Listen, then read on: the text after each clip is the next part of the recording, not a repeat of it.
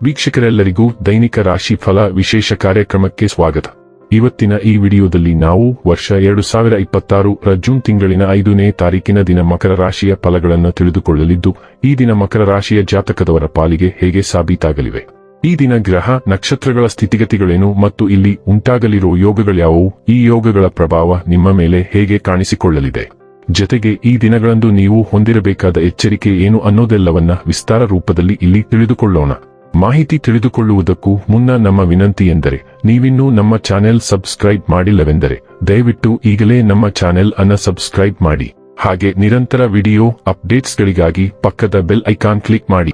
ವಂಶ ಪಾರಂಪರ್ಯ ಜ್ಯೋತಿಷ್ಯರು ನಂಬರ್ 1 ವಶೀಕರಣ ಸ್ಪೆಷಲಿಸ್ಟ್. ವೃತ್ತಿ, ಉದ್ಯೋಗ, ಮದುವೆ, ಹಣಕಾಸಿನ ಸಮಸ್ಯೆ, ವ್ಯಾಪಾರ, ಆರೋಗ್ಯ ಸಮಸ್ಯೆಗಳಿಗೆ ಫೋನಿನ ಮೂಲಕ ಪರಿಹಾರ.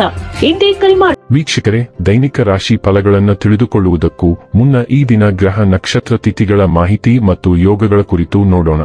ಈ ದಿನವು ಶುಕ್ರವಾರದ ದಿನವಾಗಿರಲಿದ್ದು, ಜ್ಯೇಷ್ಠ ಮಾಸದ ಕೃಷ್ಣ ಪಕ್ಷದ ಪಂಚಮಿಯ ತಿಥಿ ಇರಲಿದೆ. ಪಂಚಮಿ ತಿಥಿಯು ಈ ದಿನ ರಾತ್ರಿಯ 1:20 ಇರಲಿದ್ದು, ನಂತರದಲ್ಲಿ ಷಷ್ಠಿ ತಿಥಿ ಪ್ರಾರಂಭವಾಗಲಿದೆ. ಜತೆಗೆ ಈ ದಿನ ಪೂರ್ಣ ರಾತ್ರಿವರೆಗೆ ಶ್ರವಣ ನಕ್ಷತ್ರದ ಗೋಚರವಿರಲಿದೆ.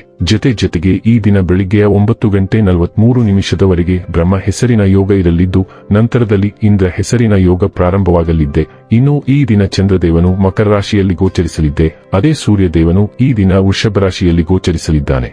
ಇನ್ನು ಈ ದಿನದಂದು ಅಭಿಜಿತ್ ಮುಹೂರ್ತ ಬೆಳಿಗ್ಗೆಯ 11:52 ಇಂದ ಮಧ್ಯಾಹ್ನದ 12:48 ಇರಲಿದೆ. ಇದು ಈ ದಿನದ ಗ್ರಹ ನಕ್ಷತ್ರ ತಿಥಿಯ ಕುರಿತಾದ ಮಾಹಿತಿಯಾಗಿದ್ದು, ಇದರ ಆಧಾರದ ಮೇಲೆ ನಿಮ್ಮ ದಿನಚರಿಯಲ್ಲಿಯೂ ಬದಲಾವಣೆ ಕಂಡು ಬರಲಿದೆ. ಇನ್ನು ಈಗ ಈ ದಿನದ ಮಕರ ರಾಶಿಯ ಫಲಗಳ ಕುರಿತು ನೋಡುವುದಾದರೆ, ದೇಹದ ನೋವಿನಿಂದ ಬಳಲುವ ಸಾಧ್ಯತೆ ಹೆಚ್ಚಿದೆ. ನಿಮ್ಮ ದೇಹದ ಮೇಲೆ ಹೆಚ್ಚು ಒತ್ತಡ ಹಾಕುವ ಯಾವುದೇ ದೈಹಿಕ ಪರಿಶ್ರಮವನ್ನು ತಪ್ಪಿಸಲು ಪ್ರಯತ್ನಿಸಿ. ಸಾಕಷ್ಟು ವಿಶ್ರಾಂತಿ ತೆಗೆದುಕೊಳ್ಳಿ. ಇಂದು ನೀವು ಭೂಮಿ, ವಸತಿ ಅಥವಾ ಸಾಂಸ್ಕೃತಿಕ ಯೋಜನೆಗಳಿಗೆ ಸಂಬಂಧಿಸಿದ ಸಮಸ್ಯೆಗಳಿಗೆ ಗಮನ ನೀಡಬೇಕು. ಇತ್ತೀಚೆಗೆ ನಿಮ್ಮ ವೈಯಕ್ತಿಕ ಜೀವನ ನಿಮ್ಮ ಗಮನದ ಕೇಂದ್ರಬಿಂದುವಾಗಿದೆ, ಆದರೆ ಇಂದು ನೀವು ಸಾಮಾಜಿಕ ಕೆಲಸ, ದಾನದ ಮೇಲೆ ಗಮನ ಹರಿಸುತ್ತೀರಿ ಮತ್ತು ಸಮಸ್ಯೆಯ ಜೊತೆ ನಿಮ್ಮ ಬಳಿ ಬರುವವರಿಗೆ ಸಹಾಯ ಮಾಡುತ್ತೀರಿ. ನಿಮ್ಮ ಪ್ರೀತಿ ಪಾತ್ರರು ಬದ್ಧತೆಯನ್ನು ಬಯಸುತ್ತಾರೆ, ನೀವು ಕಾಯ್ದುಕೊಳ್ಳಲು ಕಷ್ಟವಾಗುವ ಭರವಸೆಯನ್ನು ನೀಡಬೇಡಿ. ಇಂದು ನೀವು ನಿಮ್ಮ ಗಳಿಕೆಯ ಶಕ್ತಿಯನ್ನು ಹೆಚ್ಚಿಸಲು ತ್ರಾಣ ಮತ್ತು ಜ್ಞಾನವನ್ನು ಹೊಂದಿರುತ್ತೀರಿ. ಇಂದು ನೀವು ಯಾವುದೇ ಕಾರಣವಿಲ್ಲದೆ ಕೆಲವು ಜನರೊಂದಿಗೆ ಗೊಂದಲ ಮಾಡಬಹುದು.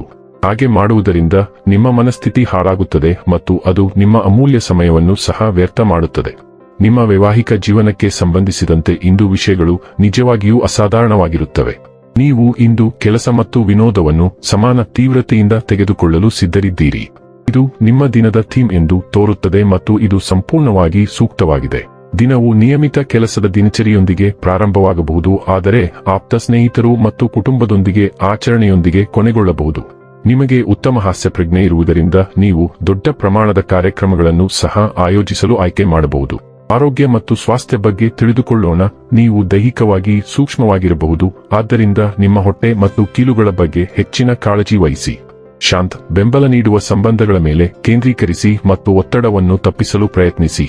ನಿಮ್ಮ ಆಹಾರ ಕ್ರಮವನ್ನು ನೋಡಿ, ವಿಶೇಷವಾಗಿ ಮೂತ್ರಪಿಂಡದ ಆರೋಗ್ಯ ಮತ್ತು ತೂಕ ಸಮತೋಲನಕ್ಕಾಗಿ ಕ್ಯಾಲ್ಸಿಯಂ ಸಮೃದ್ಧವಾಗಿರುವ ಆಹಾರಗಳು ಸಹಾಯ ಮಾಡಬಹುದು. ವ್ಯಾಯಾಮವು ಪ್ರತಿಫಲದಾಯಕವೆಂದು ಭಾವಿಸಬಹುದು ಮತ್ತು ಒತ್ತಡವನ್ನು ಕಡಿಮೆ ಮಾಡಲು ಸಹಾಯ ಮಾಡುತ್ತದೆ. ಡೈಲಿ ಲವ್ ಮತ್ತು ರಿಲೇಶನ್ಶಿಪ್ ಬಗ್ಗೆ ತಿಳಿದುಕೊಳ್ಳೋಣ. ನಿಮ್ಮ ಸಂಬಂಧದಲ್ಲಿ ನೀವು ಹೆಚ್ಚು ಭಾವನಾತ್ಮಕವಾಗಿ ಉದಾರ ಮತ್ತು ಬೆಂಬಲವನ್ನು ಅನುಭವಿಸಬಹುದು, ಆಳವಾದ ಅನ್ಯೋನ್ಯತೆಗೆ ಅವಕಾಶವನ್ನು ಸೃಷ್ಟಿಸಬಹುದು. ನಿಷ್ಠೆ ಮತ್ತು ದೀರ್ಘಕಾಲೀನ ಸ್ಥಿರತೆಯ ಮೇಲೆ ಬಲವಾದ ಗಮನವು ನಿಮ್ಮ ಕ್ರಿಯೆಗಳನ್ನು ಮಾರ್ಗದರ್ಶಿಸುತ್ತದೆ. ಭಾವೋದ್ರಿಕ್ತ ಭಾವನೆಗಳು ಹೊರಹೊಮ್ಮಿದಾಗ ನಿಯಂತ್ರಣ ಅಥವಾ ವಿಪರೀತಗಳನ್ನು ತಪ್ಪಿಸಲು ಪ್ರಯತ್ನಿಸಿ.